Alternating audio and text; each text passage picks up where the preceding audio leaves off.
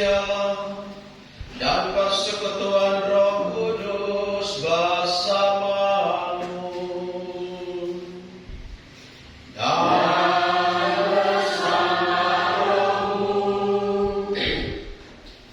Bapak Ibu dan saudara-saudariku yang terkasih, selamat pagi, shalom. Sampai.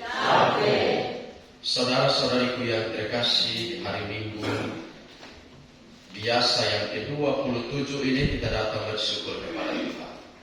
Kita bawa semua maksud baik kita. Juga kita bersyukur atas semua yang kita alami sepanjang pekan ini yang telah kita lewati. Kita percaya semua yang kita alami berasal dari penyelenggaraan Tuhan atas cinta Tuhan bagi kita. Dan bacaan-bacaan hari ini mengingatkan kita sebagai orang-orang yang dicintai Tuhan, kita adalah penggarap-penggarap yang dipercayakan Tuhan di kebun anggurnya. Maka sebagai para penggarap, kita diingatkan supaya jadilah penggarap yang tahu diri. Penggarap yang tahu diri adalah penggarap yang mampu mempertanggungjawabkan semua yang dia buat. Semua yang dia lakukan di kebun anggur Tuhan, ia pertanggungjawabkan untuk Tuhan. Maka lewat bacaan kedua kita diingatkan sebagai penggarap yang baik, yang benar, maka kita harus mampu berbuat yang benar, semua yang mulia, semua yang adil, semua yang suci, dan semua yang manis, semua yang sedap didengar. Itulah ciri-ciri sebagai penggarap-penggarap yang baik yang bekerja di kebun anggur Tuhan. Maka menyadari kadang kita belum mampu menjadi penggarap-penggarap yang baik di kebun anggur Tuhan, maka mari kita tunduk sejenak, kita mohon ampun agar doa-doa kita, semua yang kita harapkan, dan terutama Ekaristi yang kudus ini, layak dan pantas di hadapan Allah yang Maha Kuasa. Kita tunduk sejenak.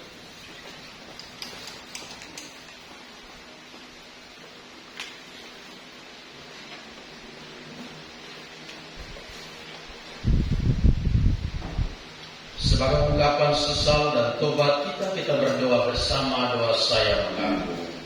Saya mengaku kepada Allah yang Maha Kuasa dan kepada saudara sekalian bahwa saya telah berdosa dengan pikiran dan perkataan, dengan perbuatan dan kelalaian. Saya berdosa, sungguh berdosa. Oleh sebab itu saya mohon kepada Santa Maria, kepada para malaikat dan orang kudus, dan kepada saudara sekalian, supaya mendoakan saya kepada Allah Tuhan kita. Semoga Allah yang Maha Kuasa mengasihani kita, mengampuni dosa kita, dan menghantar kita ke hidup yang kekal. Amin.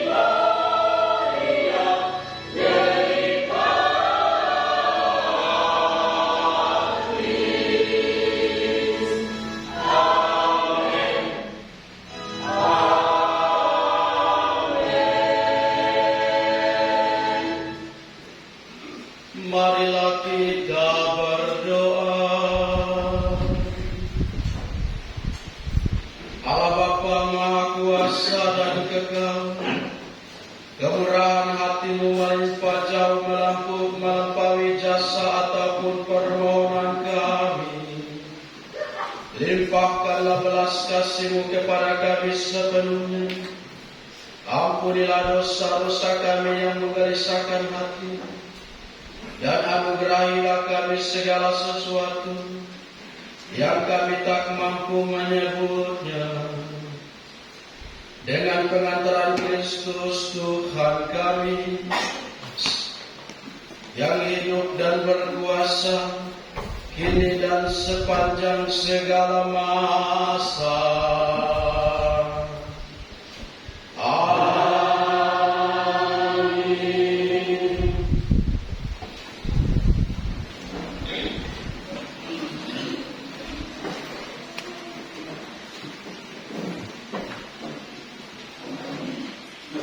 Bacaan dari kitab Yesaya. Aku hendak menyanyikan lagu tentang kekasihku, lagu kekasihku tentang kebun anggurnya. Kekasihku mempunyai kebun anggur di lereng bukit yang subur. Ia mencangkulnya dan membuang batu-batunya dan menanaminya dengan pokok anggur pilihan. Ia mendirikan sebuah menara jaga di tengah-tengahnya dan menggali lubang tempat memeras anggur. Lalu dinantinya supaya kebun itu menghasilkan buah anggur yang baik. Tetapi yang dihasilkannya ialah buah anggur yang masam. Maka sekarang, hai penduduk Yerusalem dan Yehuda, adililah aku dan kebun anggurku itu. Apakah yang masih harus kuperbuat untuk kebun anggurku itu yang belum kuperbuat kepadanya? Aku menanti supaya ia menghasilkan buah anggur yang baik. Mengapa yang dihasilkannya hanya buah anggur yang asam? Maka sekarang aku mau memberitahukan kepadamu apa yang hendak kulakukan kepada kebun anggurku itu. Aku akan menebang pagar durinya sehingga kebun itu dimakan habis. Aku akan melanda temboknya sehingga kebun itu diinjak-injak. Aku akan membuatnya ditumbuhi semak-semak, tidak dirantingi dan tidak disiangi, sehingga tumbuhlah putri malu dan rumput. Aku akan memerintah awan-awan supaya jangan menurunkan hujan di atasnya. Kebun anggur Tuhan semesta alam itu ialah kaum Israel, dan orang Yehuda ialah tanaman-tanaman kegemarannya. Dinantikannya keadilan, tetapi hanya ada kelaliman. Dinantikannya kebenaran, tetapi hanya ada keonaran. Demikianlah sabda Tuhan.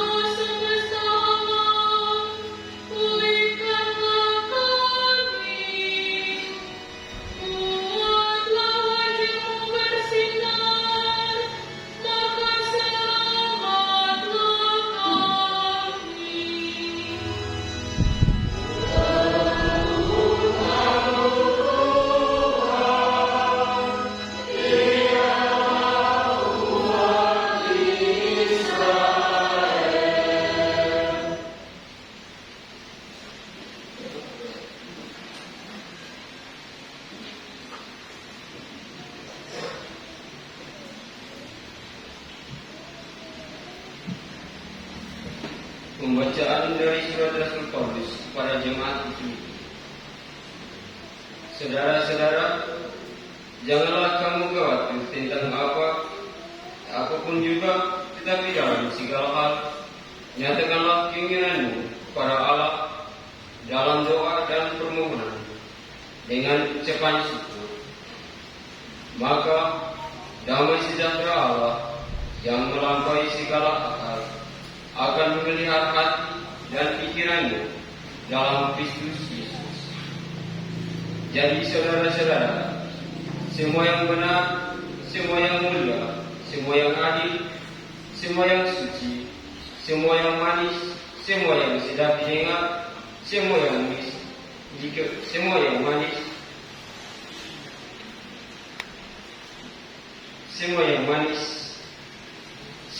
sedap didengar, semua yang disebut kebajikan dalam patut dipuji. Itulah yang harus kamu pikirkan. Dan apa yang telah kamu pelajari, apa yang telah kamu terima, apa yang telah kamu dengar, dan apa yang telah kamu lihat padaku, lakukanlah itu, maka Allah sumber damai sejahtera akan menyertai kamu. Demikianlah sabda Tuhan.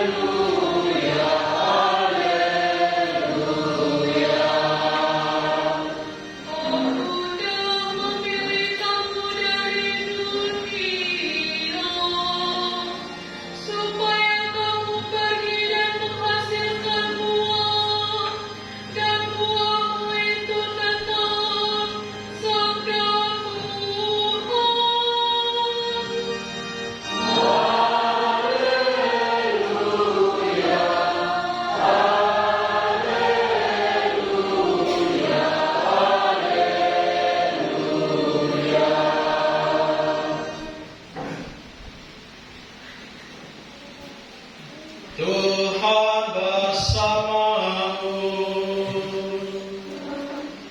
dan bersama rohmu.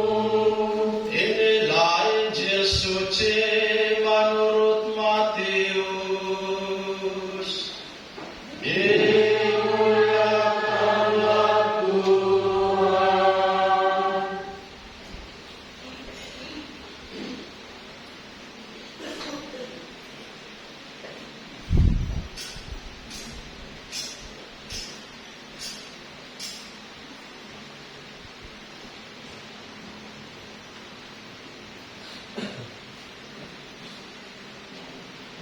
Sekali peristiwa berkatalah Yesus kepada imam-imam kepala dan tua-tua bangsa Yahudi, dengarkanlah perumpamaan ini.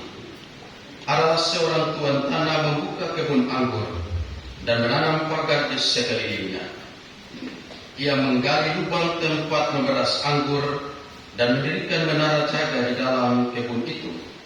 Kemudian ia menyewakan kebun itu kepada penggarap-penggarap, lalu berangkat ke negeri lain. Ketika hampir tiba musim ketik, ia menyuruh hamba-hambanya kepada penggarap-penggarap itu untuk menerima hasil yang menjadi bagiannya. Tetapi para penggarap menangkap hamba-hamba itu, yang seorang mereka pukuli, yang lain mereka bunuh, dan yang lain lagi mereka lempari dengan batu. Kemudian Tuhan itu menyuruh pula hamba-hamba yang lain, lebih banyak dari yang pertama. Tetapi mereka pun diperlakukan sama seperti kawan-kawan mereka. Akhirnya Tuhan itu menyuruh anaknya kepada mereka.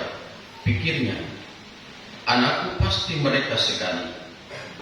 Tetapi ketika para penggarap melihat anak itu, mereka berkata seorang kepada yang lain, "Ia adalah ahli waris. Mari kita bunuh dia supaya warisannya menjadi milik kita." Maka mereka menangkap dia dan melemparkannya keluar kebun anggur itu, lalu membunuhnya. Maka apabila tuan kebun anggur itu datang, apakah yang akan dilakukannya dengan penggarap-penggarap itu? Kata imam-imam kepala dan tua-tua bangsa Yahudi kepada Yesus, "Ia akan membinasakan orang-orang jahat itu, dan kebun anggur itu akan dia sewakan kepada penggarap-penggarap lain yang akan menyerahkan hasil kepadanya pada waktunya." Kata Yesus kepada mereka, "Belum pernahkah kamu baca dalam kitab suci, batu yang dibuang oleh tukang-tukang bangunan telah menjadi batu penjuru? Hal itu terjadi dari pihak Tuhan, supaya perbuatan ajaib di mata kita. Sebab itu aku berkata kepadamu, kerajaan Allah akan diambil daripadamu, dan akan diberikan kepada suatu bangsa yang akan menghasilkan buah kerajaan itu." Demikianlah sabda Tuhan. Terpujilah Kristus.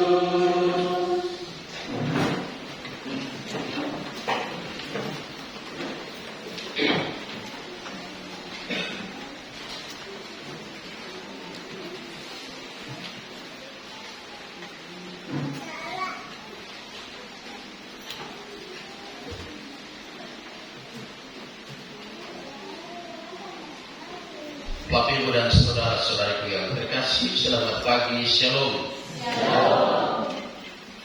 Saudara-saudariku yang terkasih, dalam bacaan-bacaan pada hari Minggu biasa yang ke-27 ini, terutama bacaan Injil, mengisahkan tentang para penggarap di kebun anggur Tuhan, yang adalah pekerja kebun anggur milik Allah. Para pekerja memiliki kewajiban untuk mempertanggungjawabkan atas hasil kepada sang pemilik, yaitu Allah. Dan dalam bacaan Injil yang kita dengarkan ini, Tuhan berbicara tentang bangsa Israel yang dipercayakan Tuhan menjadi para penggarap di kebun anggurnya. Tuhan berharap dengan memberikan kepercayaan kepada bangsa Israel untuk menggarap kebun anggurnya, ia bisa mendapatkan hasil yang baik, ia bisa mendapatkan hasil yang berlimpah. Namun sebaliknya, Tuhan mendapatkan sesuatu yang lain. Yang mengharapkan sesuatu yang baik, justru yang mendapatkan sesuatu yang sebaliknya. Kita dengarkan dalam bacaan pertama, dikatakan di sana bahwa kebun anggur Tuhan semesta alam itu ialah kaum Israel, dan orang Yehuda ialah tanaman-tanaman kegemarannya. Ia menantikan keadilan tetapi hanya ada kezaliman. Yang dinantikannya adalah kebenaran tetapi hanya ada keonaran. Dan Bapak, Ibu, saudara-saudariku yang terkasih, kalau kita refleksikan dengan baik dalam bacaan pertama pada bagian akhir yang kita dengarkan tadi, merupakan kritikan bagi kita. Seperti bangsa Israel yang dipercayakan Tuhan untuk menggarap kebun anggurnya, kita pun pada zaman ini adalah para penggarap kebun anggur Tuhan yang baru, yang memberikan kepercayaan kepada kita supaya menggarap kebun anggurnya. Dan pada akhirnya kita memberikan pertanggungjawaban dengan menghasilkan sesuatu yang baik.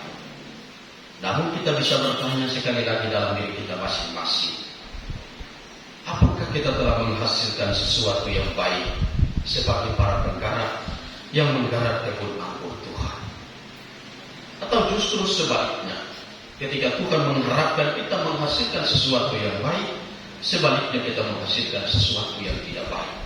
Ketika Tuhan mengharapkan supaya kita menghasilkan suatu kebenaran, kita menghasilkan suatu kebenaran. Maka saudara-saudariku yang terkasih, ini menjadi refleksi bagi kita, supaya mari sebagai para pekerja yang bekerja di kebun anggur Tuhan, mari kita menghasilkan sesuatu yang baik, supaya ketika Tuhan datang, kita mampu mempertanggungjawabkan baginya dengan memberikan yang baik untuk Tuhan.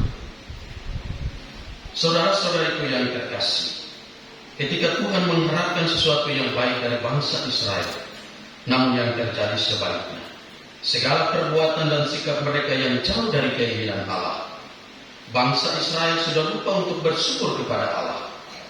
Mereka lupa akan kepercayaan yang Tuhan berikan kepada mereka untuk mengelola kebun anggurnya. Kita pun dalam kehidupan setiap hari, kadang kita lupa untuk bersyukur. Kadang kita lupa untuk berterima kasih kepada Tuhan atas kepercayaan yang Tuhan berikan bagi kita. Kita lupa bersyukur kepada Tuhan atas tanggung jawab yang Dia berikan kepada kita untuk menggarap kebun anggurnya. Yang seharusnya kita memakai setiap kepercayaan yang Tuhan berikan untuk perbuatan baik, tetapi seperti bangsa Israel, mereka menghasilkan sesuatu yang tidak baik.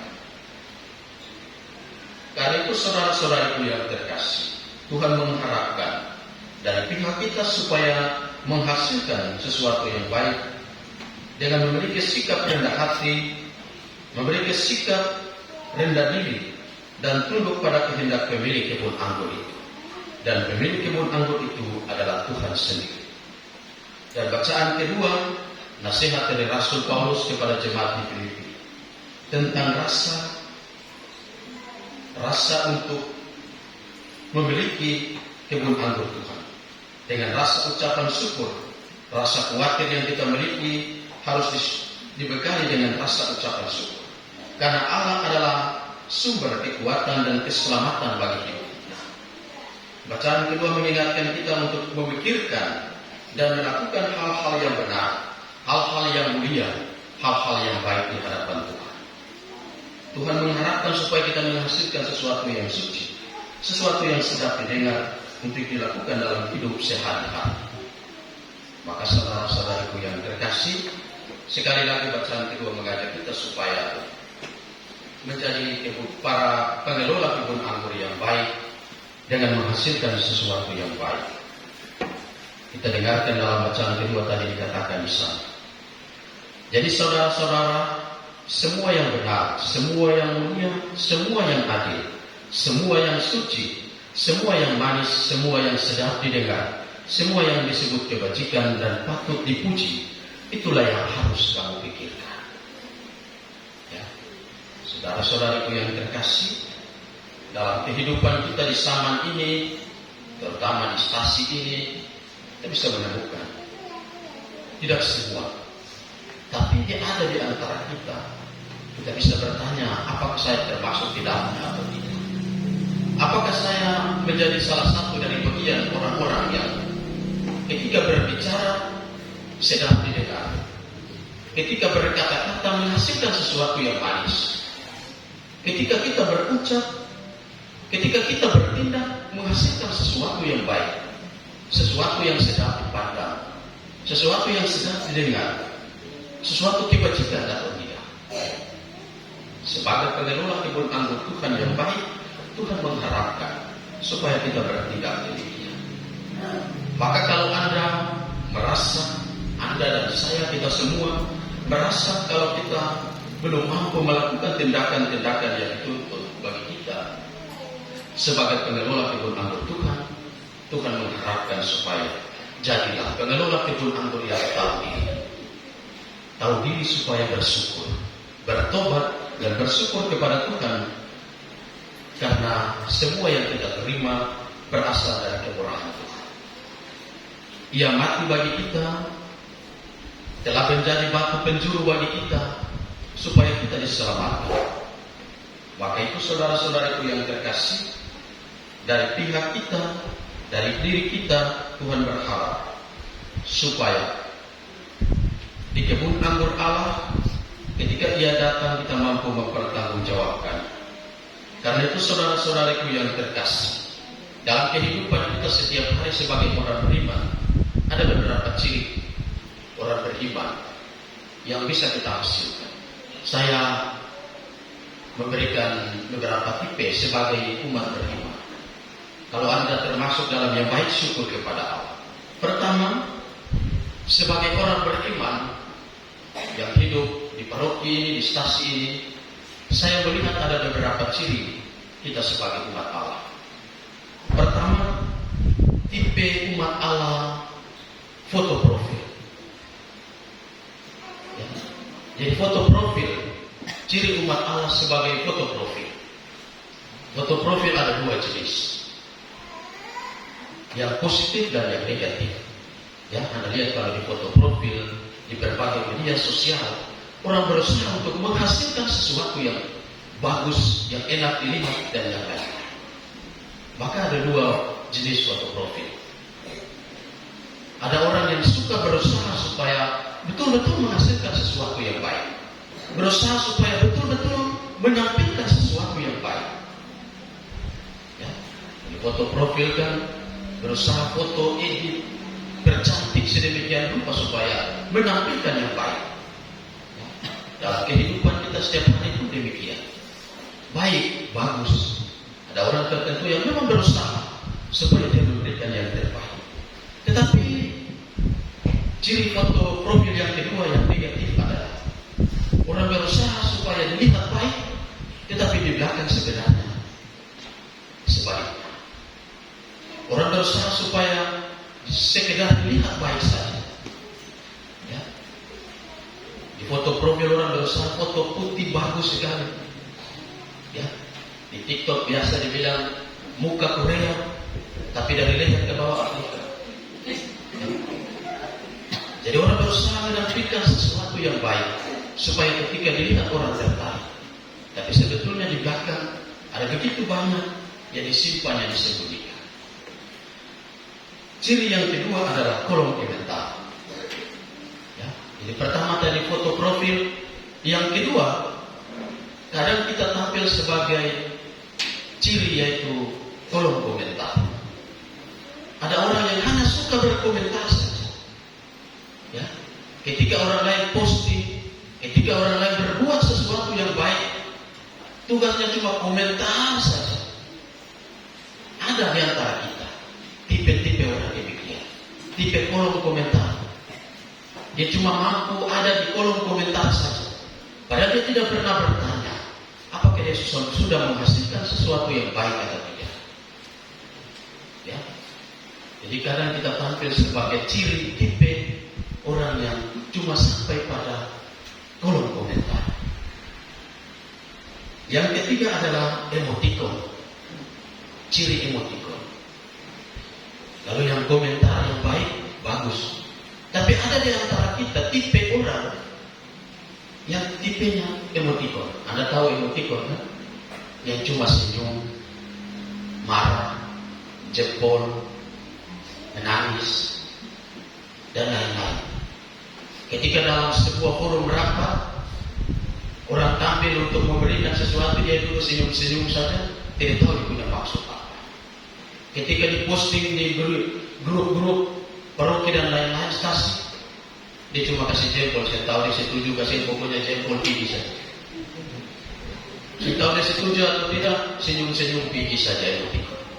Ada tipe orang seperti itu.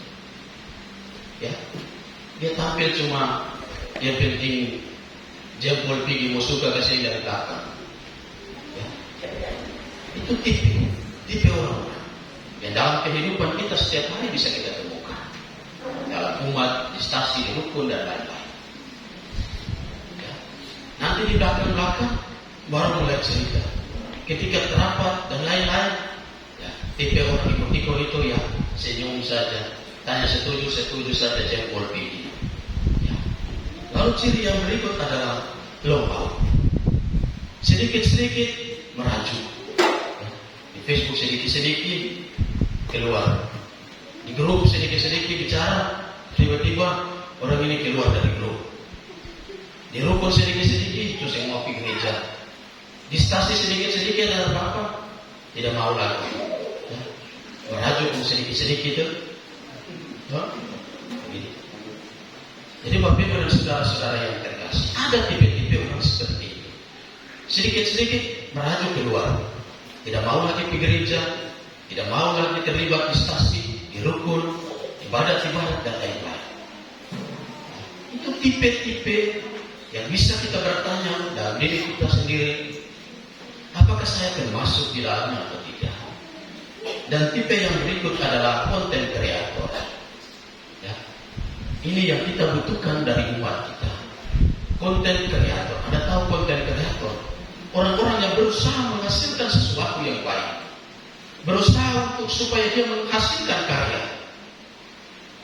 Ya, ini yang kita butuhkan dari umat kita, dari Anda sekalian.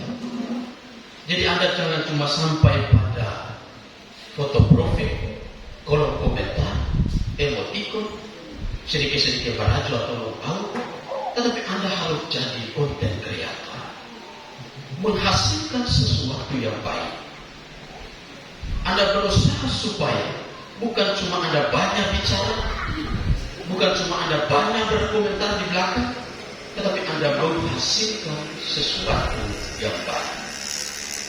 Anda menghasilkan sesuatu yang bermanfaat untuk gereja, untuk stasi, untuk rukun, untuk keluarga Anda, dan untuk pribadi Anda sendiri. Jadi Bapak Ibu dan saudara-saudari yang terkasih, bacaan-bacaan hari ini, terutama bacaan Injil, Tuhan menuntut kita supaya menjadi konten kreator, penggarap-penggarap kebun anggur Tuhan yang menghasilkan sesuatu yang baik, menghasilkan sesuatu yang bermanfaat untuk stasi, untuk paroki, untuk rukun kita, keluarga dan pribadi kita sendiri. Supaya apa? Tuhan minta supaya apa? Supaya kita mampu mempertanggungjawabkan kepercayaan kebun anggur Tuhan yang kita garap. Kita menghasilkan sesuatu yang baik. Sebagai konten kreator, kita mampu memberikan manfaat. Kehadiran kita membawa manfaat untuk stasi ini. Kehadiran kita membawa manfaat untuk paroki ini. Jadi Bapak Ibu dan saudara-saudariku yang terkasih, sekali lagi saya mau mengajak kita supaya jangan suka berkomentar di belakang. Jangan suka untuk hanya sekedar memberikan yang baik supaya dilihat orang, dipuji orang. Jangan suka supaya Anda tampil hanya sekedar memberikan emoticon, jempol, senyum palsu dan lain-lain. Jangan suka meraju-meraju, tetapi jadilah seorang penggarap kebun anggur Tuhan yang menghasilkan sesuatu yang baik, supaya Anda mampu mempertanggungjawabkan ketika Tuhan datang. Yang minta pertanggungjawaban dari antara kita, Anda dan saya, kita semua menjadi penggarap-penggarap kebun anggur Tuhan yang setia, karena kita bersyukur Tuhan telah menjadi batu penjuru bagi kita. Ia mati untuk membawa keselamatan bagi kita semua. Rahmat Allah membantu dan menolong kita sekalian. Amin.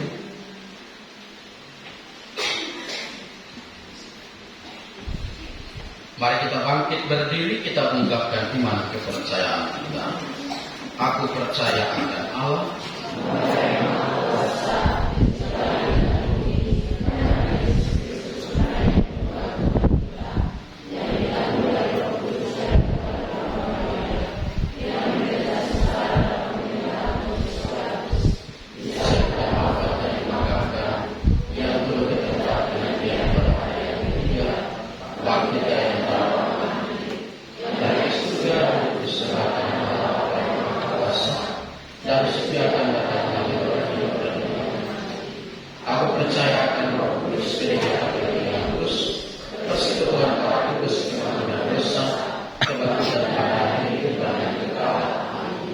kita bersatu dalam doa umat. Betapa dekat Tuhan dengan kita. Ia telah mengajarkan kita melalui Yesus Kristus Putranya. Padanya kita dapat melihat wajah Bapa dan senyum kasih-Nya kepada dunia. Maka marilah kita berdoa. bagi gereja umat Allah. Ya Bapa, berkatilah kami sebagai umat Allah, agar selalu hidup sesuai dengan panggilan kami, serta berani memberi kesaksian tentang penyelenggaraanmu, kekudusan dan kebaikan. Marilah kita mohon.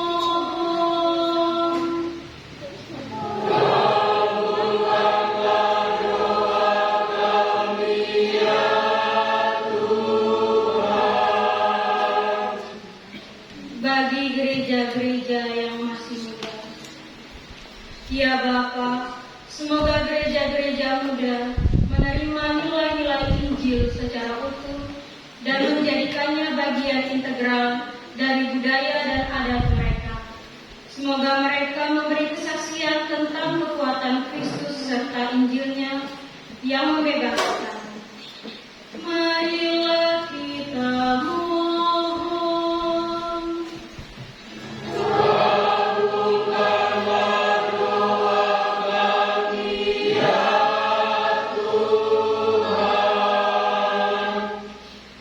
Bagi saudara-saudari kita yang sudah meninggal.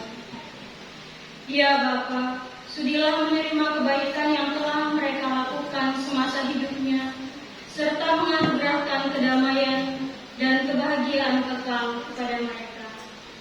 Marilah kita mohon.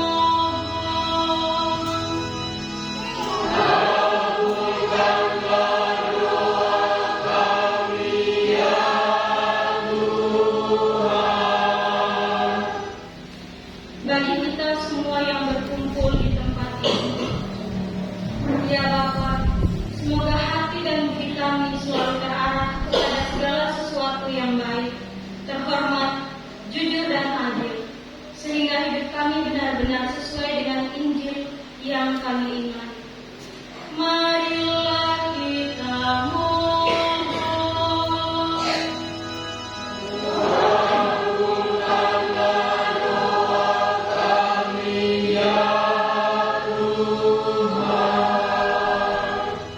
Mari kita hening sejenak, kita sampaikan wujud doa permohonan pribadi kita masing-masing.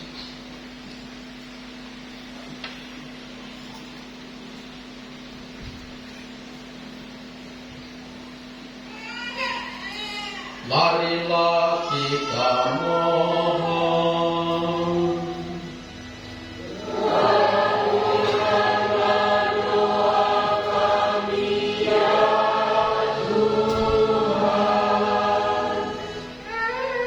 Allah Bapa kami, sering kami tidak tahu bagaimana kami harus berdoa. Maka utuslah Roh-Mu agar mengajar kami berdoa dengan pengantaran Kristus Putra yang hidup dan berkuasa kini dan sepanjang segala masa. Amin. Silakan duduk. Kita bersatu hati bersama keluarga-keluarga yang memohon doa. Permintaan doa dari Om Markus Melsadali. Memohon doa bagi jiwa-jiwa yang telah meninggal dunia, yakni mohon keselamatan jiwa dari Bapak Tobias Melsadali, dari Ibu Rosina Kotik Melsadali, keselamatan jiwa dari anak Benedikta Melsadali, Valencia Melsadali, Ibu Kristina Duarmas Melsadali, Bapak Kaitanus Melsadali, cucu Bernadetta Melsadali. Semoga Tuhan mengampuni semua salah dan dosa mereka dan menerima mereka dalam kerajaan surga. Permintaan doa dari Bapak M. Kandunmas, mohon keselamatan jiwa bagi anak Adriana Kandunmas. Semoga arwahnya diterima di sisi kanan Bapa di surga bersama para kalangan kudus di surga. Permintaan doa dari Om Markus Melsadali, mohon keselamatan jiwa bagi para arwah yang telah meninggal dunia.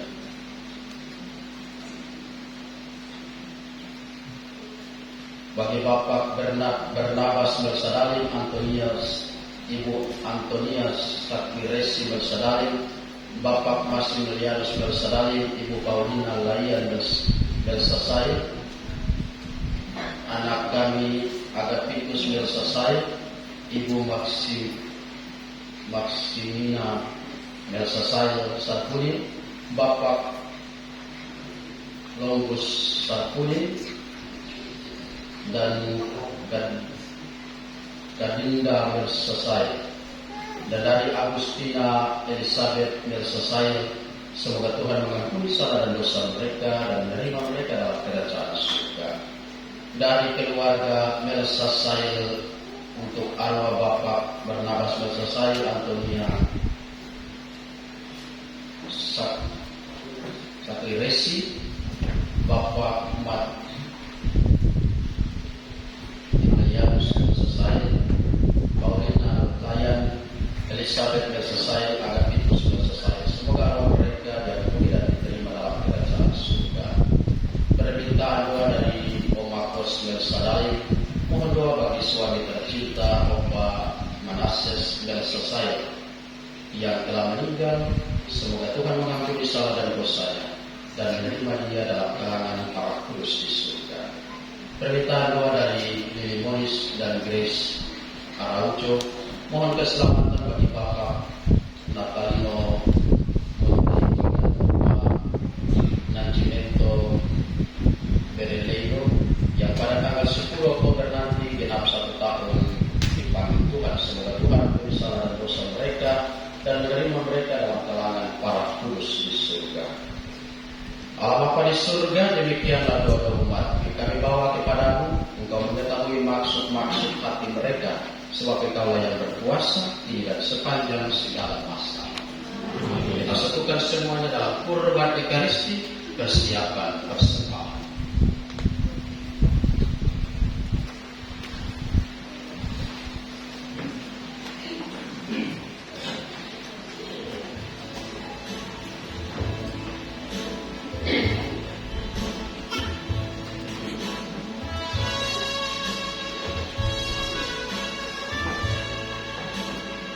Ntar dulu. Jalan.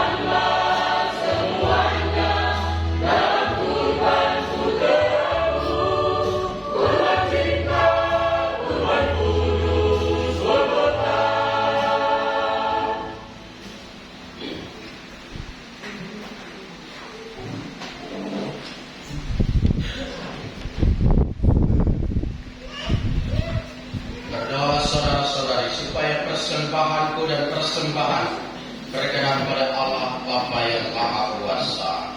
Segala persembahan ini diterima demi kemuliaan Tuhan dan keselamatan kita serta seluruh bangsa yang kudus. Allah Bapa Maha Kudus, terimalah persembahan yang Kau percayakan kepada kami. Bebaskanlah dan kuduskanlah kami berkat perayaan yang kami baktikan kepadamu sebagai puji syukur kami dengan pengantaran Kristus Tuhan kami. Amin.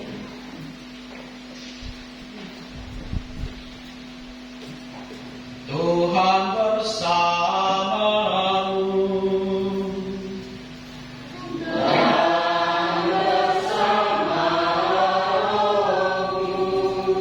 Marilah mengarahkan hati kepada Tuhan.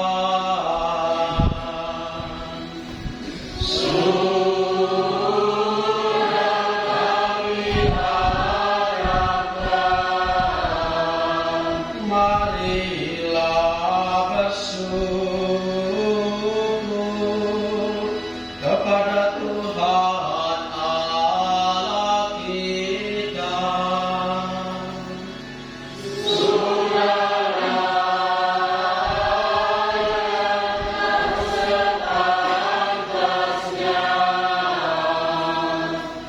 Sungguh pantas dan benar, layak dan menyelamatkan, bahwa kami selalu dan dimanapun bersyukur kepadamu Tuhan, Bapa yang kudus, Allah yang Maha Kuasa dan kekal.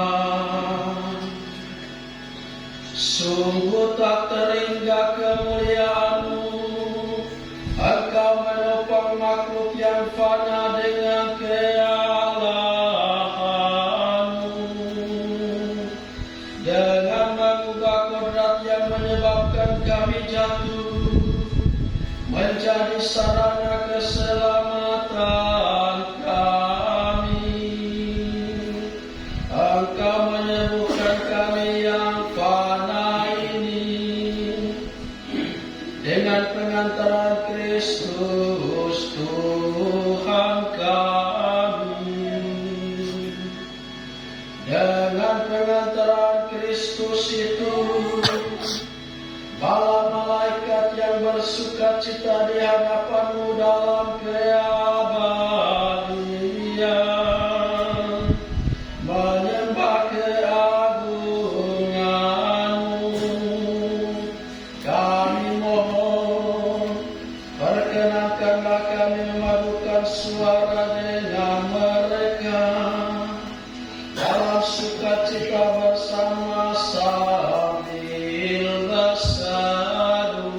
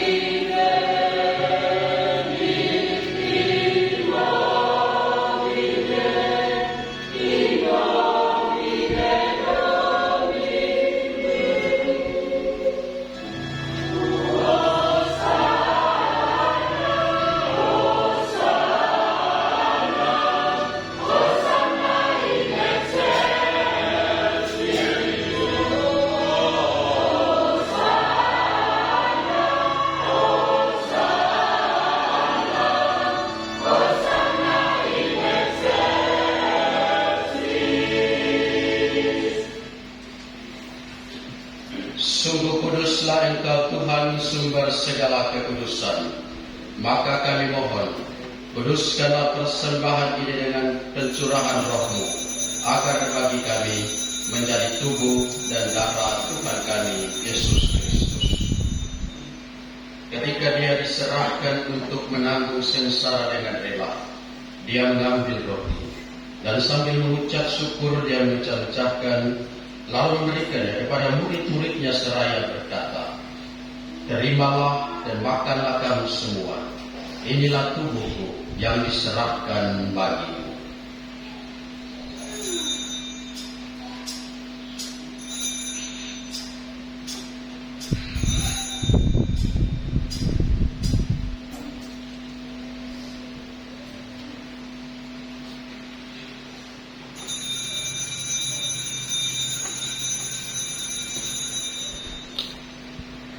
Demikian pula sesudah perjamuan, Dia mengambil piala. Sekali lagi Dia mengucap syukur kepadamu, memberikannya kepada murid-muridnya seraya berkata, "Terimalah dan minumlah kamu semua.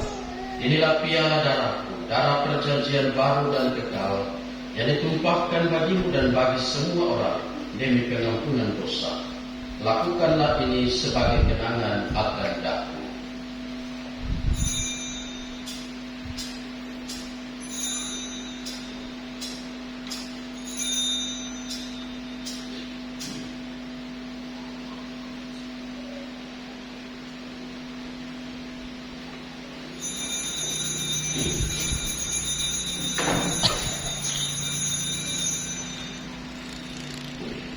Marilah mewartakan misteri iman kita.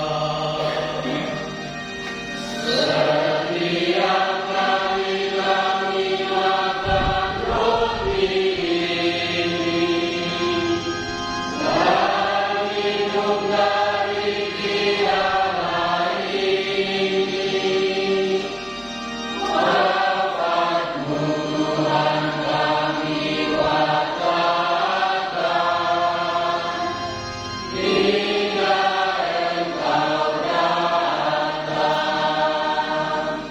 sambil mengenangkan wafat dan kebangkitan Kristus, kami mempersembahkan kepada-Mu Bapa roti kehidupan dan piala keselamatan. Kami bersyukur sebab kami Engkau anggap layak menghadap Engkau dan berbakti kepada-Mu. Dan kami mohon semoga kami yang menerima tubuh dan darah Kristus dihimpun menjadi satu umat oleh Roh Kudus. Ingatlah Tuhan akan gereja-Mu yang tersebar di seluruh bumi, agar Engkau menyempurnakannya dalam cinta kasih, dalam persatuan dengan Paus kami Fransiskus dan uskup kami Inomutra serta semua rohaniwan. Ingatlah juga akan saudara-saudari kami yang telah meninggal dengan harapan akan bangkit, khususnya yang kami doakan dalam Ekaristi ini, dan akan semua orang yang telah berpulang dalam kerahiman, dan terimalah mereka dalam cahaya wajah-Mu. Kami mohon kasihanilah kami semua, agar kami Engkau terima dalam kebahagiaan abadi, bersama Santa Perawan Maria Bunda Allah, Santo Yosef Mempelainya, para rasul dan semua orang kudus sepanjang masa yang hidupnya berkenan padamu. Semoga kami pun Engkau perkenankan, turut serta memuji dan memuliakan Dikau, dengan pengantaran Yesus Kristus Putra-Mu. Dengan pengantaraan Dia, bersama Dia dan dalam Dia, bagi-Mu Allah Bapa yang Maha Kuasa dalam persekutuan dengan Roh Kudus, segala hormat dan kemuliaan sepanjang segala masa.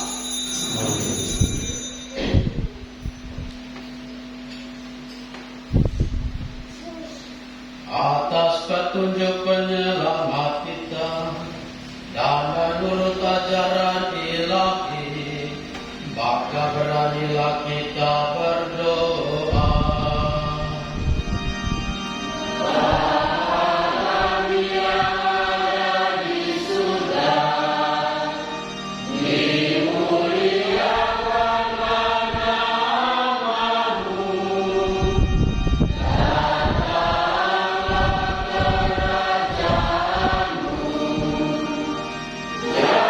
Yeah.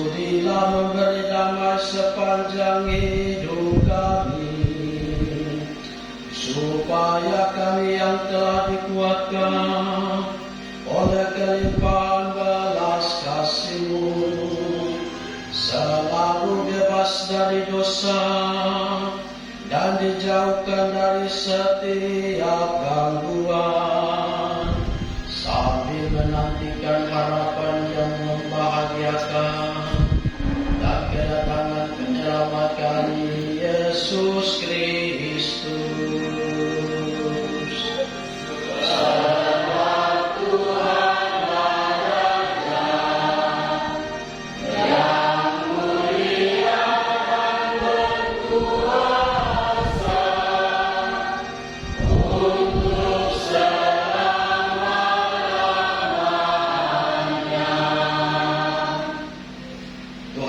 Kristus yang telah bersabda kepada para rasul, damai-Ku kutinggalkan bagimu, damai-Ku kuberikan kepadamu. Janganlah memperhitungkan dosa kami, tetapi perhatikanlah iman gerejamu, dan berilah kami damai dan kesatuan sesuai dengan kehendak-Mu. Engkau yang hidup dan beraja sepanjang segala masa. Amin. Semoga damai Tuhan selalu bersamamu.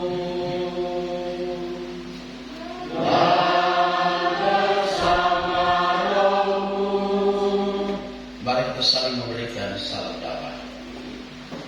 Salam damai, salam damai, salam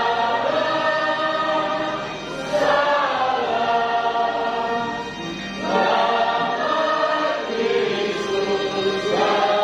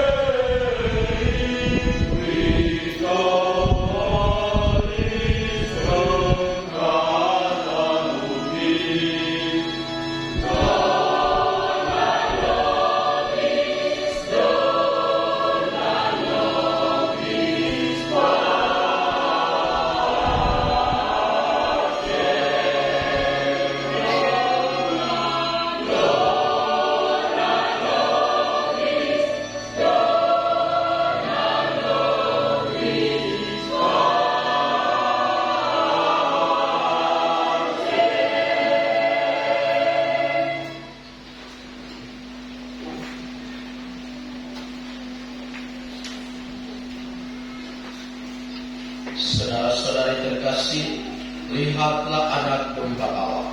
Lihatlah Dia yang menghapus dosa dunia. Berbahagialah saudara-saudari yang diundang ke perjamuan anak domba. Tuhan saya kepada semua kepada saya, dan bersama saja saya. Semoga tubuh Kristus yang akan kita sambut menghantar kita semua sampai masuk dalam kehidupan yang kekal. Amin.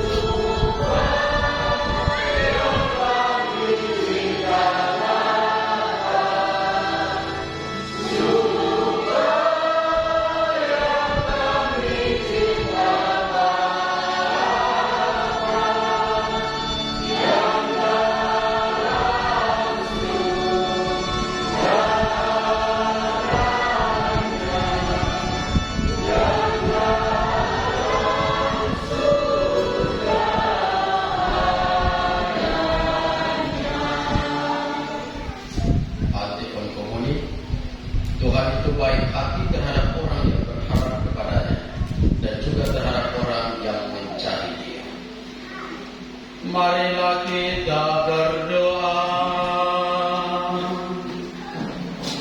Allah Bapa yang Maha Kuasa, dalam sakramen ini Engkau menganugerahi kami roti kehidupan kekal serta anggur sukacita sejati. Semoga karenanya kami semakin mirip dengan Putramu Yesus Kristus, Tuhan dan Pengantara kami, yang hidup dan berkuasa kini dan sepanjang segala masa. Amin. Silakan dulu kita dengarkan kuartas pasca.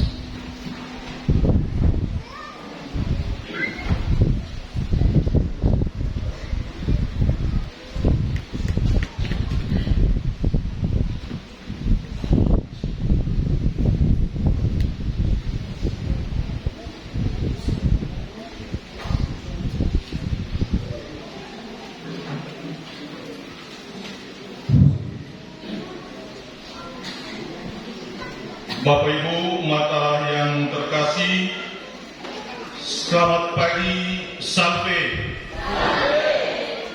Mari kita bersama-sama mendengarkan beberapa warta paroki pada hari ini, Minggu tanggal 8 Oktober 2023, pada hari Minggu biasa ke-27.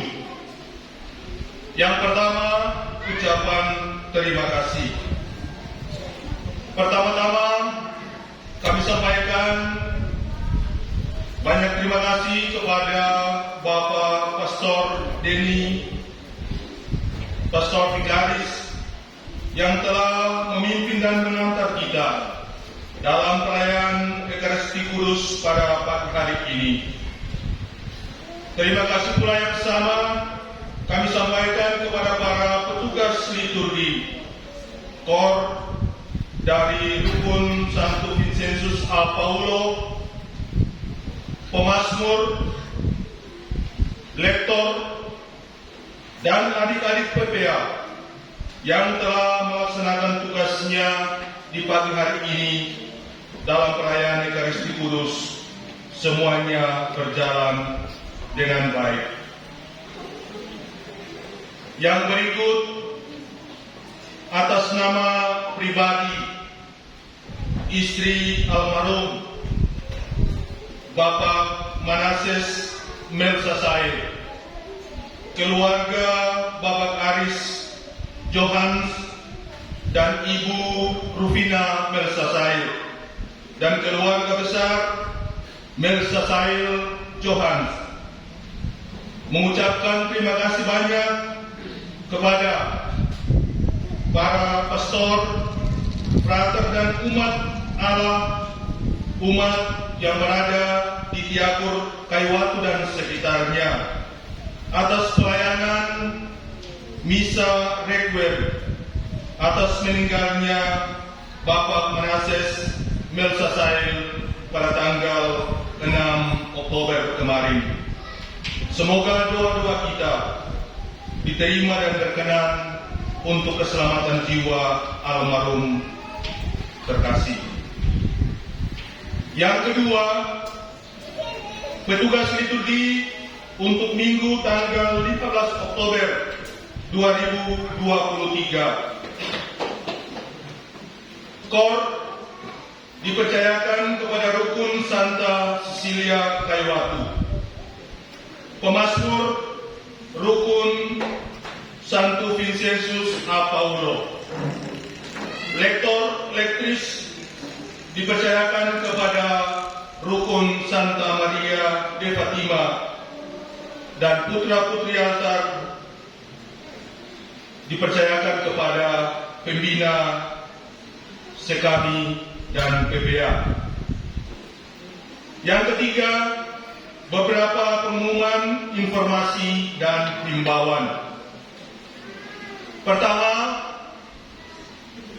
sesuai dengan rencana atau yang telah kita dengar, bahwa beberapa saat nanti, mulai dari tanggal 15 sampai tanggal yang telah ditentukan, bahwa pastor paroki, pastor vikaris, frater pastoral, dan beberapa utusan dari paroki akan mengikuti dan menghadiri kunjungan kanonik Uskup Diosis Amboina dalam rangka pelayanan sakramen Krisma dan dedikasi gereja Santo Petrus Wonreli Kisar.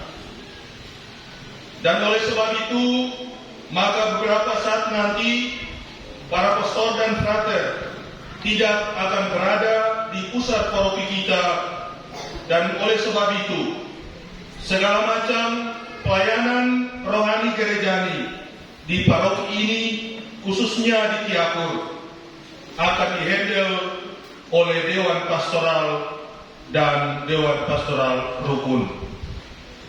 Dan oleh sebab itu, jika ada pelayanan-pelayanan pribadi, permohonan-permohonan pribadi dari umat Allah sekalian, mari kita tetap menggunakan prinsip bekerja sama dan dalam melayani umat sekalian sesuai dengan tahapan-tahapan yang telah kita sepakati bersama dari tingkat rukun sampai kepada Dewan Pastoral Paroki.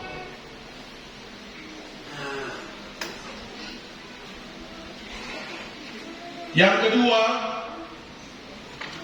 dalam memori serah terima DPS yang lama kepada DPP, salah satu rekomendasi yang disampaikan adalah terkait dengan kelanjutan pembangunan Kapel Muai. Dan oleh sebab itu, Dewan Pastoral Paroki menghimbau kepada rekan-rekan panitia pembangunan agar melakukan langkah-langkah strategis lainnya dalam rangka kelanjutan pembangunan Kapel Santa Maria Bunda Pengantara di Muai.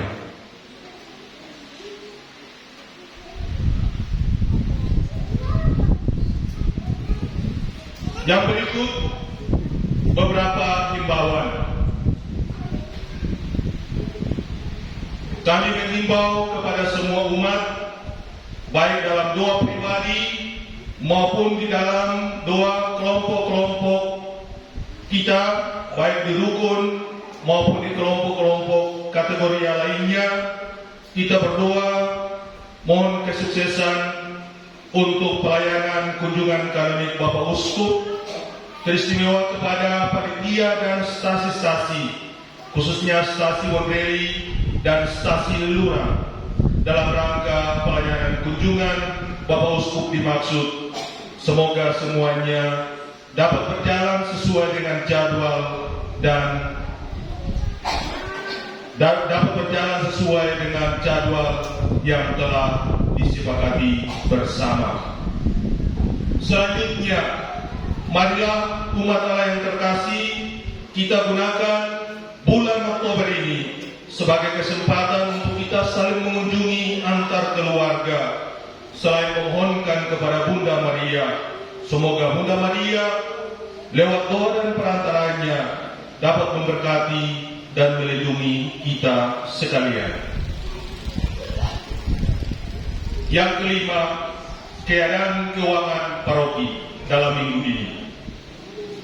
Yang pertama, jumlah kolekte pada minggu 1 Oktober 2023 sebesar Rp1.098.000.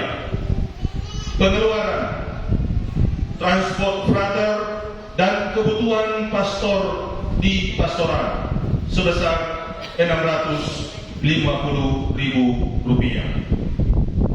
Penutup, terima kasih atas partisipasi dan kerjasama yang baik di antara kita sekalian. Selamat berhari Minggu. Tuhan memberkati kita sekalian. Salve.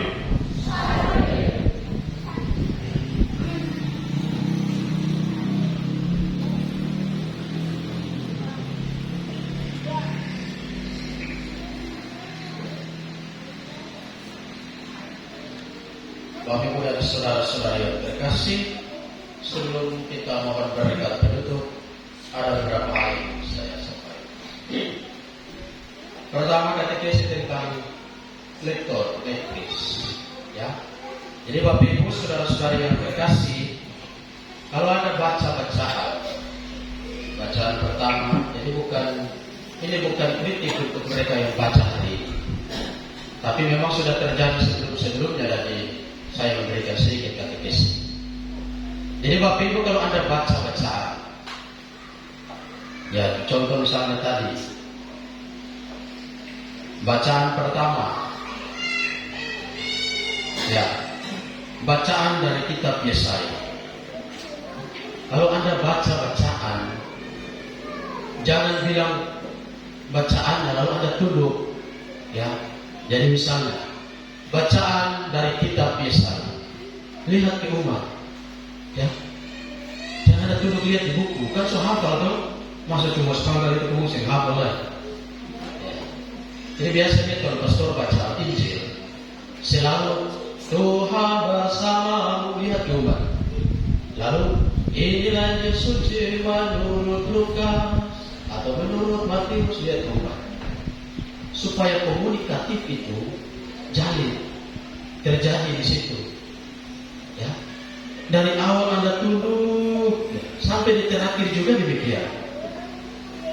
Di terakhir misalnya bacaan pertama tadi, di kata terakhir, dinantikannya kebenaran tetapi hanya ada keonaran.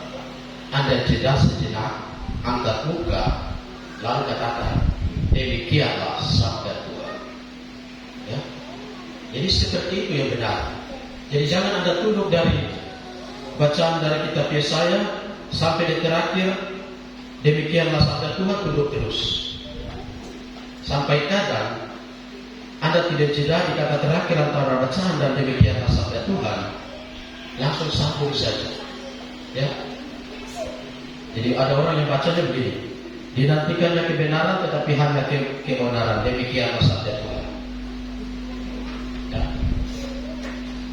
Padahal dalam kitab suci ada kata-kata tertentu dalam kitab suci yang bunyinya demikianlah sabda Tuhan, itu ada. Dan seringkali kalau kita tidak bisa jeda di akhir ini, ya, orang pikir ini masih bacaan kan? So demikianlah sabda Tuhan, ya. Jadi di akhir selalu Anda ingat, setelah akhir bacaan, jeda sebentar, angkat muka, lalu katakan demikianlah sabda Tuhan. Ya, seperti itu. Jadi Bapak Ibu dan saudara-saudara yang terkasih, itu supaya kita komunikatif antara umat dan pembaca. Di gereja Katolik kan kita datang tidak ada yang bawa kitab suci, toh, ya. Mau bilang masih hidup dia pernah baca kitab suci, nanti semati baru tarik kitab suci di satu di peti di dalam peti, hidup saja dia baca mati, kan? Ya. Gitu. Jadi katong coba baca kitab suci dengan katong tidak bawa kitab suci dengan maksud, katong datang dan mengikuti bacaan-bacaan itu dengan seksama, dengan hikmat. Itu maksudnya. Ya, bukan ya di depan baca lalu Anda di belakang sibuk lihat HP dan lainnya. Bukan seperti itu. Jadi Anda datang mendengarkan bacaan kitab suci dengan seksama, dengan hikmat, supaya Anda mendapatkan sesuatu dari sabda Tuhan. Baik. Lalu yang berikut tentang komuni. Jadi sejak saya datang di sini saya tidak tahu berapa kali saya sudah katakan. Jadi komuni, ketika Anda maju dan mengatakan amin, perhatikan Anda setuju, ya, Anda setuju bahwa ini adalah tubuh Kristus. Karena itu Anda katakan amin. Lalu Anda terima komuni, terimalah bahwa ini Anda akan menerima Kristus untuk masuk di dalam tubuh Anda. Jadi kata ketika imam mengangkat tosti dan mengatakan inilah anak domba Allah, berbahagialah kita semua yang diundang bekerja dengan Tuhan. Lalu Anda semua katakan, ya Tuhan saya tidak pantas, tetapi bersabdalah saja maka saya akan sembuh. Itu adalah kata-kata dari sang perwira yang memohon kepada Yesus supaya menyembuhkan anak buahnya, bawahannya yang sakit. Tetapi dia merasa bahwa Tuhan tidak pantas datang ke rumahnya. Lalu dia katakan kepada Tuhan, Tuhan, katakanlah saja maka hamba saya akan sembuh. Itu kata-kata itu yang kita pakai karena kita merasa bahwa tubuh kita yang berdosa ini tidak layak untuk Tuhan datang dan tinggal menetap. Karena itulah kita katakan Tuhan bersabda saja maka saya akan sembuh. Karena kita merasa bahwa kita orang berdosa dan kita tidak layak Tuhan datang tinggal di tubuh kita yang berdosa ini. Karena itulah kata-kata itu sebagai doa supaya Tuhan mau datang dan tinggal di dalam tubuh kita. Itu seperti itu. Lalu yang berikut, beberapa waktu lalu ketika kita misa dimulai, ada umat Protestan yang bertanya, "Dok, pakai asap itu untuk apa? Dikubur." Lalu dia dupa yang dipakai itu untuk apa? Ya, lalu kemudian ada beberapa umat yang menyampaikan kepada saya. Lalu saya balik tanya. Lalu menjawab, tahu kesini? Tidak tahu. Ya, umat Katolik pun tidak tahu fungsi dari dupa asap itu untuk apa. Padahal setiap kali kita merayakan ulang tahun, Anda tiup lilin, tapi Anda tidak tahu juga maknanya untuk apa. Ya. Jadi Bapak Ibu dan saudara-saudari yang terkasih, supaya kalau ditanya Anda tahu jawab, saya memberikan katekis. Jadi Bapak Ibu, pada zaman perjanjian lama itu Anda baca dalam kitab suci Kain dan Habel ketika mempersembahkan persembahan dalam Tuhan lewat asap dupa yang naik. Jadi asap dupa ini tradisi gereja yang diadopsi dari zaman perjanjian lama hingga saat ini. Jadi secara tradisi gereja percaya sejak perjanjian lama bahwa doa-doa kita yang dibawa melalui asap dupa akan menghantar doa-doa kita ke hadapan Allah. Karena itu kalau Anda ulang tahun, bukan lilin yang bernyala yang menjadi inti, tetapi sebelum Anda tiup lilin, Anda biasa menghiris untuk sejenak. Kalau Anda tiup lilin, maksudnya supaya doa Anda dibawa oleh asap dupa ke hadapan Allah. Itu maknanya dupa yang kita selalu pakai. Kita percaya bahwa melalui keharuman dupa yang berwangi, doa-doa kita akan dihantar di hadapan Allah. Itu maknanya. Jadi bukan sekedar supaya bahasa, ya. Seperti para perokok yang tiap saat ada berdupa alam semesta, ya, bukan seperti itu. Tetapi dupa itu punya manfaat, punya makna yang luar biasa dalam gereja. Itu adalah tradisi kekayaan gereja yang dibawa dari zaman perjanjian lama hingga saat ini. Yang ada tiap saat tiup ini, tapi Anda tidak tahu maknanya untuk apa. Setiap bulan tahun tidak tahu seberapa puluh kali ada tiup lilin. Jadi kadang kita berpikir soal nyalanya ini, dan kita tidak tahu ternyata yang menjadi tidak lilin itu adalah ketika Anda menghiris sebelum Anda tiup, Anda berdoa dalam hati setelah Anda tiup lilin dengan harapan doa yang Anda menghiris, Anda duduk sejenak sebelum Anda tiup lilin, dibawa oleh asap dupa ke hadapan Allah. Ya, seperti itu. Jadi Bapak Ibu dan saudara-saudara yang terkasih, dalam gereja Katolik ada begitu banyak kekayaan, ada begitu banyak warisan kekayaan gereja liturgi yang diwariskan kepada kita yang mempunyai makna yang luar biasa, tapi kadang kita tidak tahu. Ya. Seperti juga ayat berkata di depan gereja yang sudah saya jelaskan dahulu. Ya, seperti itu. Punya makna supaya membantu kita supaya lebih beriman, lebih menghayati iman kita. Lalu tentang komuni masih seputar komuni tadi. Jadi ada orang yang datang komuni, dia tangan di bawah ini, ya, tangan di bawah sini, pusat di bawah, ya. Jadi tidak tahu ini dia mau komunikah, meminta tanda salib di testa kah, atau bingung kan? Kan sudah ulang-ulang saya katakan, ketika Anda mau terima komuni, buatlah sikap bahwa Anda tidak beryakin bahwa Anda siap menerima tubuh Kristus. Maka datang buka tangan lebar-lebar di atas dada ini, tubuh Kristus, amin. Kalau jangan cepat-cepat ketemu tubuh Kristus belum sampai di atas tangan suci disulap. Saya doa ketemu ambil undang. Ya ada, Anda tertawa tapi itu kenyataan. Ya, Anda bisa perhatikan sendiri kalau ada maju terima tubuh. Ada orang tertentu yang tubuh Kristus, amin. Dan sedikit takut jatuh atau ambil undang tidak tahu. Baik, jadi Anda tertawa tapi itu tergantung penghayatan kita. Seberapa siap Anda menerima tubuh Kristus untuk hadir di di tubuh Anda.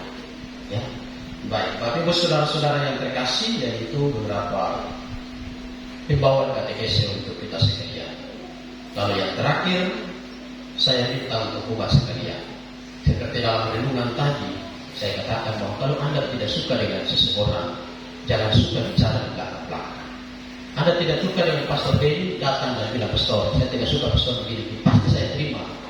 Ya, jangan Anda bicara di belakang-belakang, tiba-tiba ada umat datang, lalu Pastor, lalu bicara Pastor di sana begini. Pasti saya tidak ingat, tinggal 11 saja. Ya, tapi Anda berdosa. Ya, Anda bicara imam 1 kali, 2 kali, lagi bangun 10 kali. Ya, seperti itu. Jadi kalau Anda tidak suka dengan pastor, datang dan bilang, jangan suka bicara di belakang-belakang. Ya, datang bilang. Jadi akhirnya tersebar pastor, dong ada domba pastor dan pastor baru. Maksud, kamu ada domba ketong apa? Mungkin ketong anak kecil lah, kor-kor ini jadi pukul-pukul, begitu. Tapi bukan seperti itu. Ya, tidak ada maksud seperti itu. Saya yakin umat di Tiago semua baik-baik dan tidak ada yang seperti itu. Bukan di sini, di tempat lain. Ya, jadi bukan di sini. Saya yakin umat di sini semua baik-baik dan pasti kalau Anda tidak suka dengan Pastor Denny, dengan Pastor Elton pasti akan datang langsung bilang, Pastor, saya tidak suka dengan Pastor. Pastor datang di sini bawa lampu banyak-banyak, bikin listrik naik, bilang saya datang dan bilang, ya. Dan pasti kita akan sama-sama diskusi. Jadi segala sesuatu pasti akan jalan kalau kita terbuka, kita mau untuk komunikatif. Kalau kita cuma sampai bicara di belakang-belakang dan jadi bahan pembicaraan yang tidak enak didengar, kita semakin menunjukkan kita punya kebodohan, kita punya kelemahan dan lain-lain.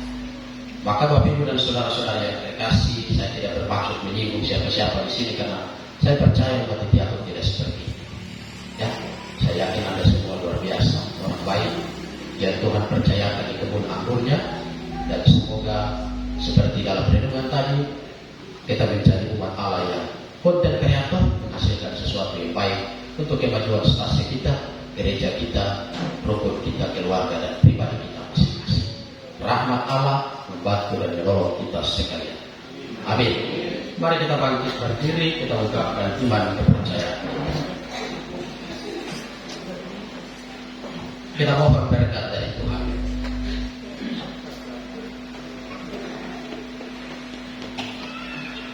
Tuhan bersamamu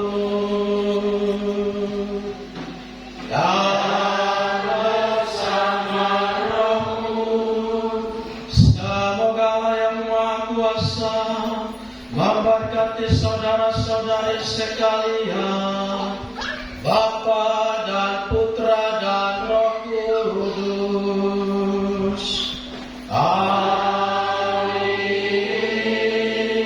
Saudara-saudara terkasih, dengan ini perayaan Kristi sudah selesai. Syukur kepada Allah.